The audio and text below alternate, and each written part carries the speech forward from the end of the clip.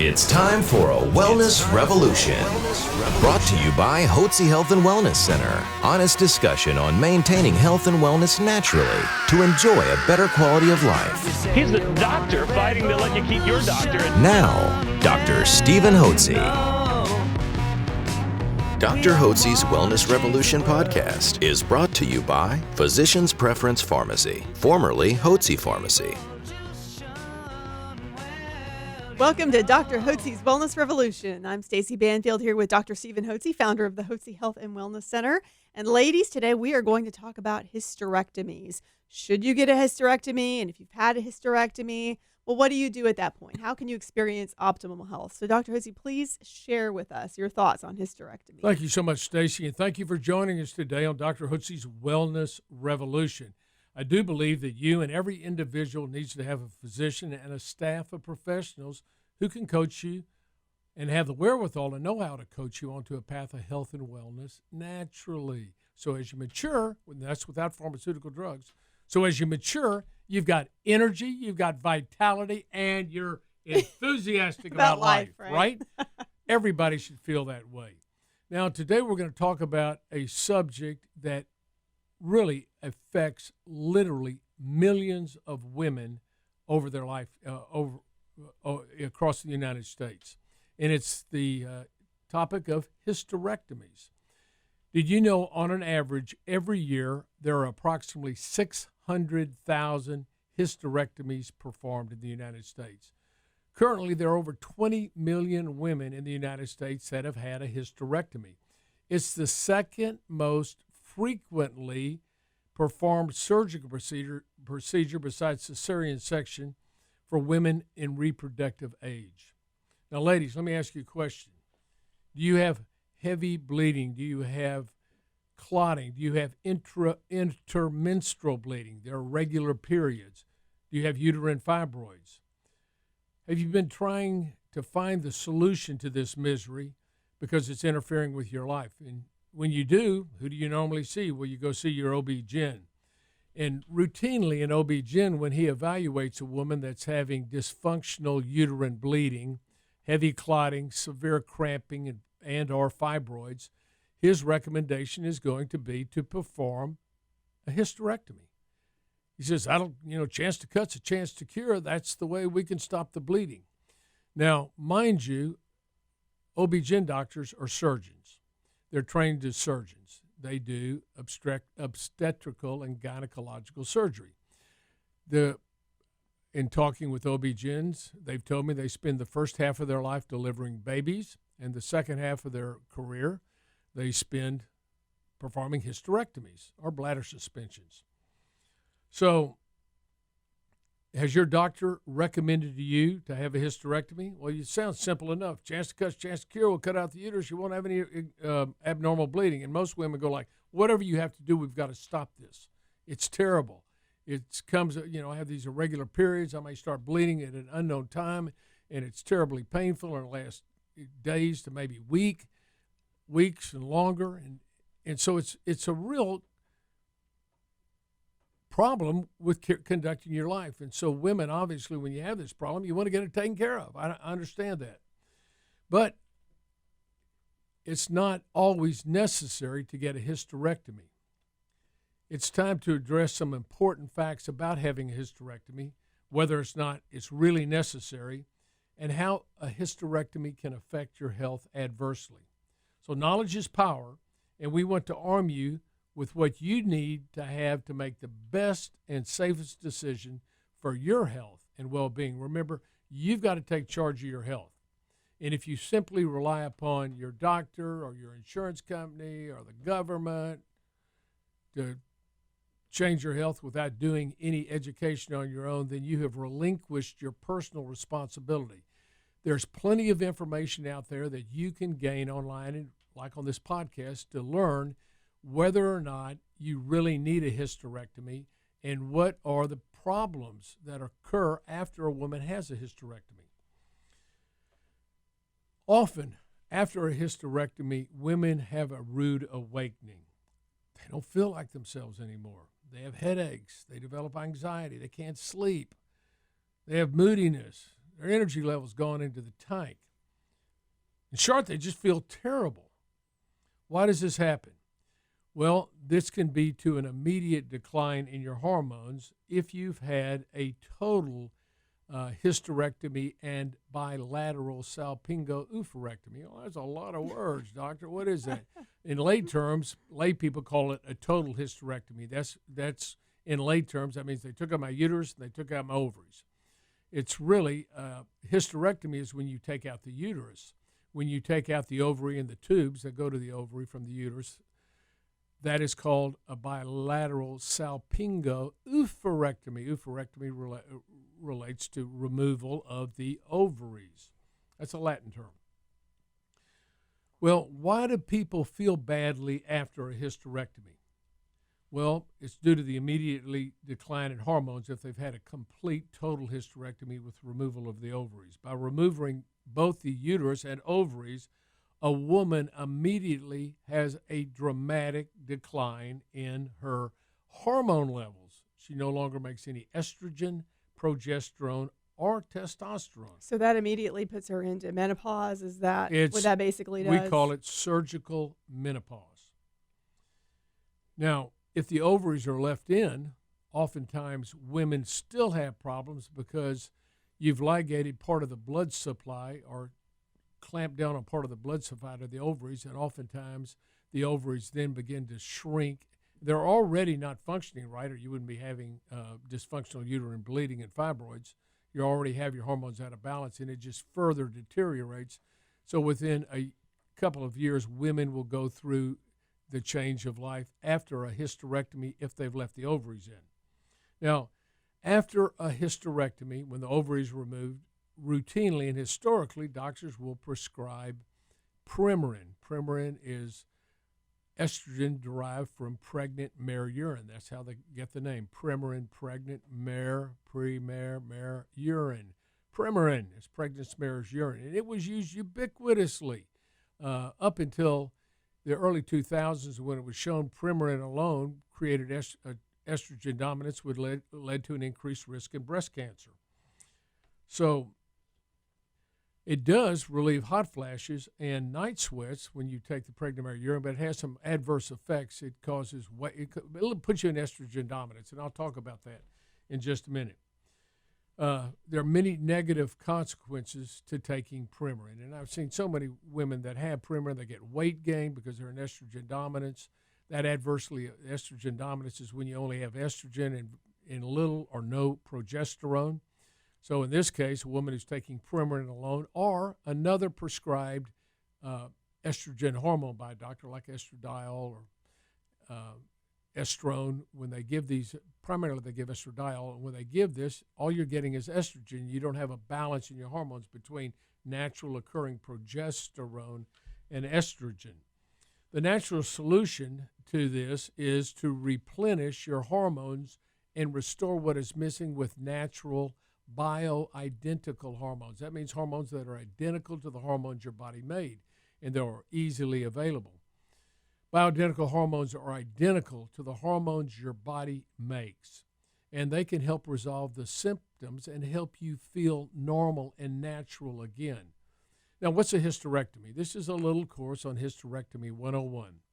It's a surgery to remove the uterus. There are 4 different types of hysterectomy surgeries. You have a total hysterectomy where you remove the entire cervix and the uterus at one time. The uterus and the cervix, which extends into the vagina, are removed.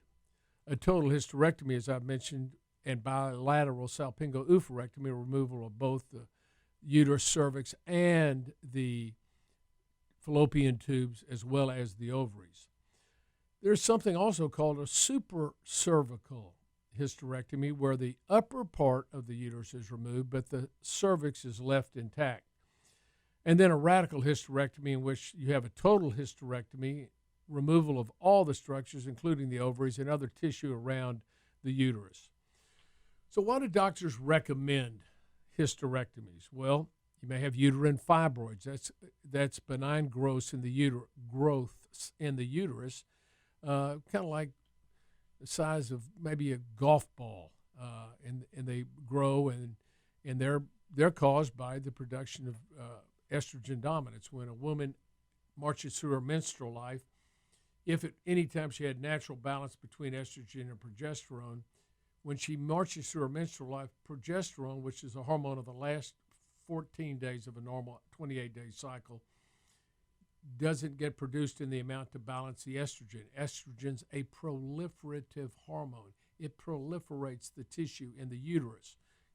So all the uterine beefs up, getting it ready for fertilization. Estrogen also causes breast tenderness and breast swelling and uterine fibroids if you don't have enough progesterone to balance it. Mid-cycle, when a woman on day 14 or 15 ovulates, gives off an egg, at that location on the ovary, it's called the corpus luteum, it produces progesterone, and it should balance out the estrogen. As a woman marches through her menstrual life, and it can happen after childbirth, some women have it after the first child, but by the time a woman hits 35 or 40, her ovaries are no longer as healthy as they had been when she was younger, at a younger age. And so you may even have a decline in progesterone, but the progesterone levels would decline even more, so there's no balance. So this proliferative effect keeps stimulating the uterus to build up more and more intrauterine tissue.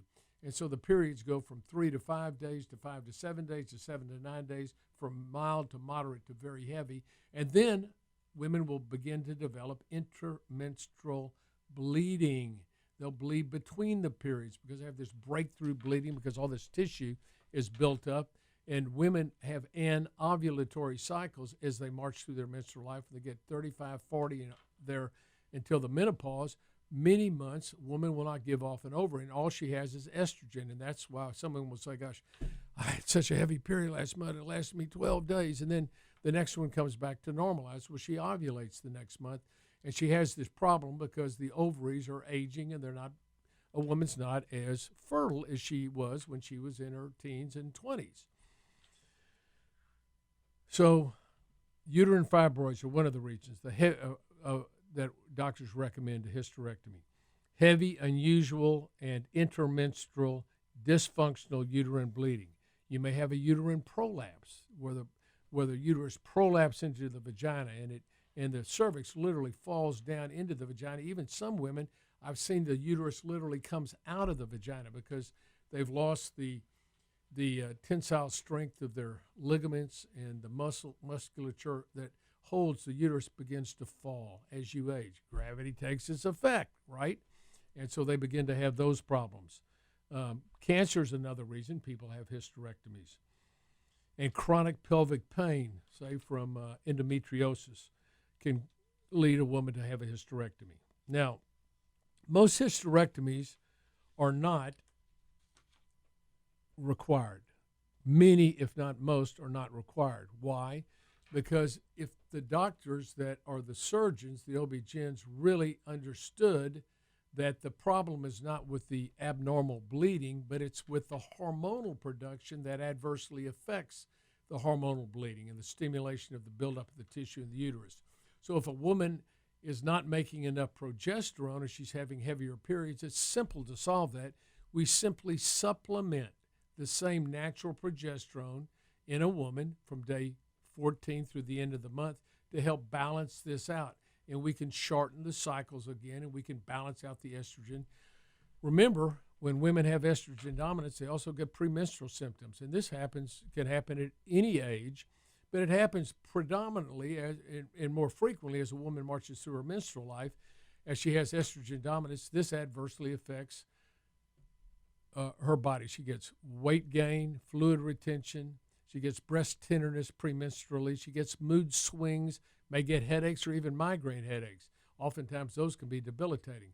And those often start maybe a day or two before the period, and then it continues as a woman ages or matures to 3 to 5 days to 7 days to 14 days, and she feels terrible for the whole last half of the month. She's got all these symptoms and problems.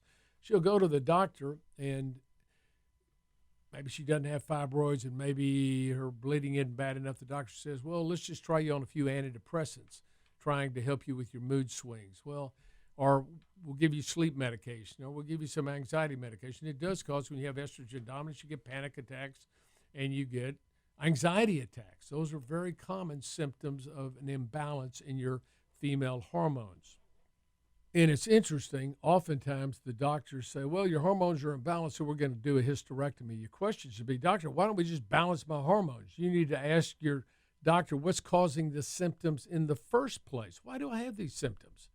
What's causing my uterus to bleed heavily? Why am I developing fibroids? Why do I have all these premenstrual symptoms? And I'll ask women this when they tell me they have these problems. I say, what do you think's causing these problems? It happens cyclically. What do you think's causing it? She goes, my hormones? Yes, your hormones are causing the problems. Some doctors, by the way, will simply put women on birth control pills, which are counterfeit hormones, and which have a host of adverse side effects on their own. They're not natural, so they cause a problem. So let's look at some of the symptoms that are caused by low progesterone and estrogen dominance. While these symptoms are very common among women, it doesn't mean they're normal, healthy, or natural. They're indications of declining ovarian functions. Your ovaries just aren't working well anymore. And this results in an imbalance between the estrogen and progesterone, as I've mentioned. So we can safely correct this by replenishing the bioidentical hormones that are identical to those that are in your body. So here's some common symptoms and disorders associated when your body goes into estrogen dominance. And I've written about this in my book, Hormones, Health, and Happiness. I have a whole section on female hormones and how they function and how they work and how an imbalance can cause health problems like estrogen dominance. By the way, estrogen dominance causes the liver to produce high levels of thyroid binding globulin, TBG, thyroid binding globulin. What do you think thyroid binding globulin binds? It binds thyroid. It's a thyroid binding protein. And it binds onto the thyroid hormones as they're produced, and it attaches to them so they can't be properly assimilated into your cells. Thyroid doesn't do anything in the blood. It has to enter your cells. In the cells, the thyroid hormones, in the active T3 part, that's when it has 3 iodine atoms on a thyroid molecule, they go to the generators in your cells. The generators are called mitochondria. They're the power plants that produce electrical energy that allow you to carry out your biochemical processes within the cell. And if you don't get enough thyroid into the cells, then your power plants, your generators, your mitochondria are down-regulated. So women commonly with estrogen dominance will have the symptoms of hypothyroidism. They'll have decreased energy level, difficulty with weight, cold body temperatures, inability to focus and think clearly, mood swings, depression. They'll have joint and muscle aches and pains. They may have constipation. They'll have irregular and dysfunctional uterine bleeding. Women commonly with low thyroid situation have a difficulty time becoming pregnant. It can also lead to recurrent and chronic infections because you don't have enough energy in your immune system. You're not producing enough energy in the power plants to help you have a very active and healthy immune system, so you may tend to get infections more commonly. Women will have hair loss, and they get puffiness, get loss of the lateral third of the eyebrows. You may have an enlarged tongue. You can look at your tongue in a mirror and let it hang out and look and see if you have any mottling or scalloping along the borders. That indicates the tongue's enlarged and growing up against the teeth. That's a sign of hypothyroidism, and loss of body hair as well. Well, here are some of the symptoms that we see with estrogen dominance: severe menstrual cramping, heavy periods with clotting, irregular menstrual cycles, uterine fibroids, ovarian cysts, endometriosis, infertility, multiple miscarriages, fibrocystic breast disease, premenstrual breast tenderness, premenstrual fluid retention and weight gain, anxiety and panic attacks, or depression, premenstrual mood swings, premenstrual headaches and migraine headaches, and a decline in romantic moods and inclinations, which is termed libido. The problem today in traditional medicine is when a woman consults her OB-GYN for help with these symptoms, she's usually given 2 options, as I mentioned. One is prescription drugs, most commonly synthetic hormones like birth control pills, that can actually worsen a woman's problems, or surgery. Now, the way this is how bad it's been. I knew an OB-GYN doctor that said, this is really going to get you upset. He said that he goes to the office every day looking and trying to find potential patients who need a hysterectomy. He is searching and seeking for women in whom he can perform a hysterectomy. That's how they make their living, is performing hysterectomy. They got a whole lot more money on a hysterectomy than they do on an office visit when they prescribe medication. So that's kind of bad to think about that, but that's when you're incentivized. We have an old adage: always beware of someone who's got a knife in his pocket when he's and when you go for a problem, because oftentimes his answer is going to be surgery, because to a surgeon, a chance to cut is a chance to cure. That was common. That was a common saying we had when I did my surgery, when I did a year in surgery. A hysterectomy, when she has a hysterectomy and bilateral salpingo-oophorectomy, immediately causes surgical menopause. She's thrown into menopause. And that's going to cause some problems: hot flashes, weight gain, anxiety, low libido, brain fog, fatigue, frequent urination, night sweats, depression, vaginal dryness, insomnia, mood swings, migraines. And some of you women that are listening have been through that, are going through that now, or you've seen family members, parents, mom, have gone through this, and they had a tough time during their menopause, peri and postmenopausal time, because of the significant decline in hormones. That's what happens to women. This is natural. As you go through puberty, you begin making your hormones, you march through your menstrual life, you're fertile, and you make good levels of hormones that balance, and then they begin to decline and become imbalanced, and then you stop making them, and now you're into menopause. Well, those hormones are very important molecules that instruct cells what to do and how to do it. That's very important, and they affect, most importantly, they affect neurotransmitters in the functioning of our brain. So as our hormone levels go down, it causes the host of problems that I've just mentioned. And obviously, if you've had your ovaries removed in a hysterectomy, you begin to have these problems, just as if you went through the menopause without a hysterectomy. And it's tragic, because the reason why people get hysterectomies, women want to feel better, and they're hoping that that will make them feel better, but it actually doesn't in many cases. In many cases, they feel worse. I can't tell you the number of women that we see here at the Hotze Health and Wellness Center. We've seen 33,000 guests since 1989. We're in our 31st year. And, of course, about 75% of our guests are women. I can't tell you the number of women that we've seen post-hysterectomy that feel terrible. And we also have many women that come in that have symptoms that, if they were seeing their OB-GYN, would lead to a hysterectomy. And oftentimes women come here because they don't want a hysterectomy, and they want to try something natural to help prevent removing their organs. Well, a hysterectomy is major surgery. It's not without risk at all. The risks include infection, heavy post-surgical bleeding, injury to nearby organs, blood clots, difficulty with pulmonary problems and heart problems related to anesthesia, and even death. As we've discussed, the decision on whether or not you should undergo a hysterectomy is a very difficult decision that a woman has to make. It may be the last resort, but unfortunately it has become all too common as the only treatment offered. Birth control pills and surgery are often the only option that women are given when it comes to female issues of dysfunctional bleeding and all the other symptoms that we've described. Natural alternatives would be bioidentical hormone replacement, but they're rarely mentioned by conventional physicians as a form of treatment. Why is that? I've been doing this since 1996. We have been treating people at the Hotze Health and Wellness Center. Myself and our team of professional providers have been providing natural bioidentical hormones, and it has made a dramatic change in the lives of literally tens of thousands of women in our practice who say, "Doctor, I got my life back. Thank you for giving me my life back." That's the common thing we hear.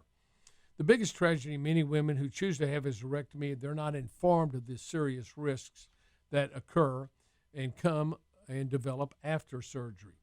So let me give you a few questions you might ask your doctor, and I'd write these down, and we'll put them on the we'll put them on this broadcast. Ask your doctor, why do I need to have a hysterectomy? What are causing these symptoms? What organ or organs will be removed? Will my ovaries be left in place? If not, why not? Will my cervix be removed? If so, why? Are there any alternatives besides a hysterectomy? What are the advantages? What are the risks? What are the benefits of each of these? What are the physical effects that I will have after a hysterectomy? Are the effects permanent? What will happen to my figure, to my weight, to my breasts? How will it affect my romantic moods and inclinations with my husband? Will I experience menopause after hysterectomy? Can the symptoms of menopause be treated? How are you going to recommend I treat them? What are the risks and benefits of the treatment you're offering me, doctor? Will the operation be a vaginal hysterectomy or will it be an abdominal hysterectomy? Why? Why do you choose one over the other? What can I expect in the hospital? What preoperative procedures will I have? How long will I be in the hospital? What type of anesthesia will I have? What's the possibility that I could develop infections? Will I need transfusions? Am I going to have a urinary catheter to help me drain my bladder? What kind of care will I be offered after my hysterectomy? What should I do to prepare coming home from the hospital? How soon could I go back to work? How soon could I do heavy housework? When can I resume having relations with my spouse? These are key questions you need to write down and you need to ask your physician when he makes those recommendations of a hysterectomy. Now, if you've had a hysterectomy and are experiencing negative symptoms of hormonal decline, then we can help you here at the Hotze Health and Wellness Center. We would normally put you on, depending upon your symptoms, we would put you on natural progesterone. And we have OB-GYNs say, why do they put you on progesterone? You don't have periods anymore.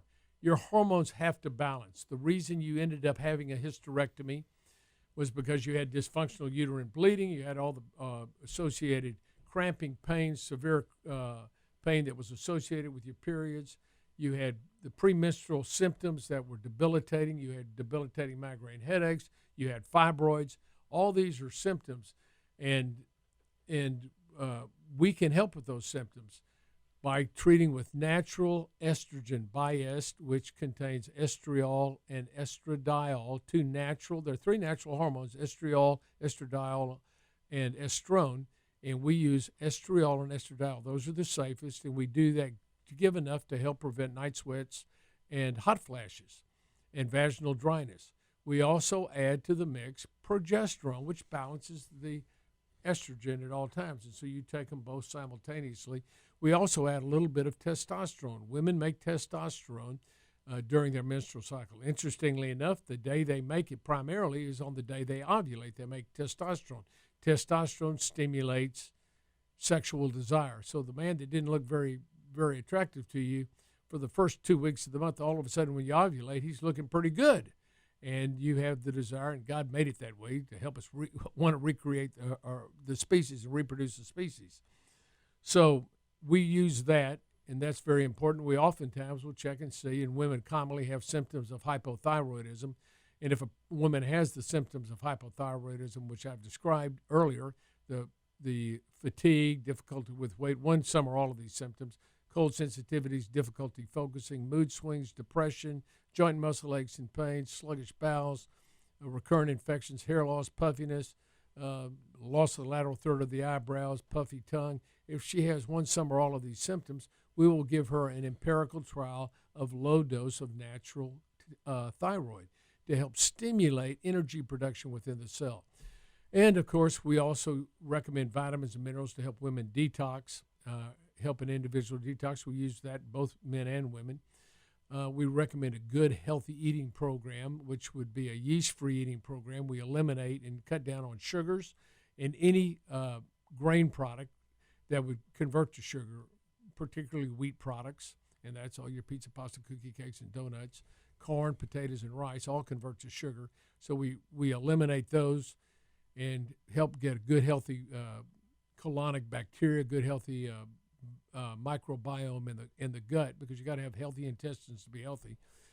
And then we recommend an exercise program, and this will get a woman on a path of health and wellness naturally, so she has energy, so she has vitality, and so she has enthusiasm for life.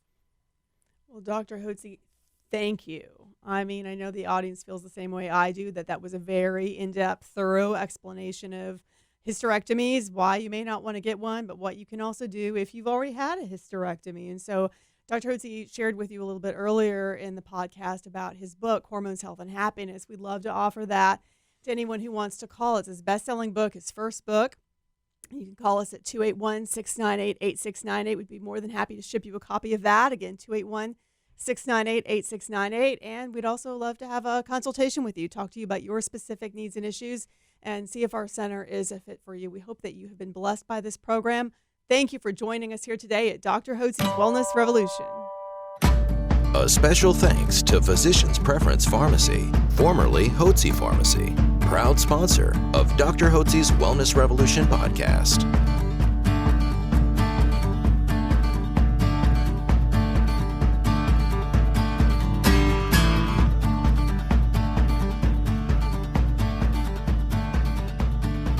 Information provided on this radio program is neither intended nor implied to be a substitute for professional medical advice and is not intended to replace the services of a physician, nor does it constitute a doctor-patient relationship. You should not use information from this radio program to diagnose or treat a health problem or disease without consulting with a qualified healthcare provider. If you have or suspect you have an urgent medical problem, promptly contact a professional healthcare provider or call 911. Dr. Hotze's Wellness Revolution radio program advises you to always seek the advice of a physician or other qualified health provider prior to starting any new treatment or with any questions you may have regarding a medical condition. Any application of the recommendations from this radio program is at the listener's discretion.